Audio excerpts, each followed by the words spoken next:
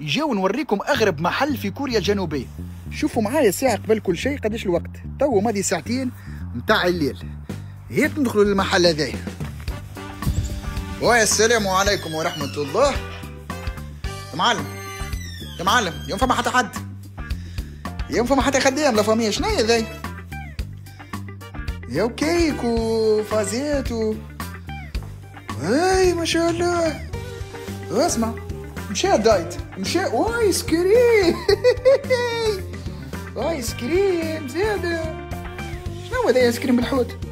ايه شنو رايكم اصدقائي في المحل هذا؟ تفرج، تنجم تدخل تشري اي حاجة، تختار اللي تحب عليه، كيك كرواسون اللي هو، وما فما حتى خدام.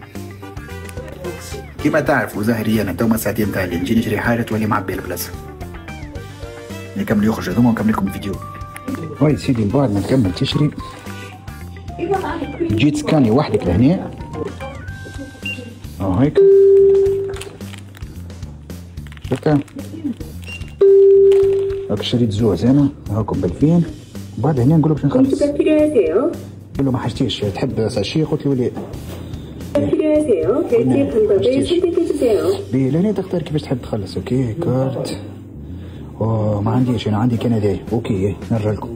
يا سيدي سي بون لا فامي، خلصتهم بالتليفون بالكيو ار كود. شنو رايكم؟ شنو رايكم؟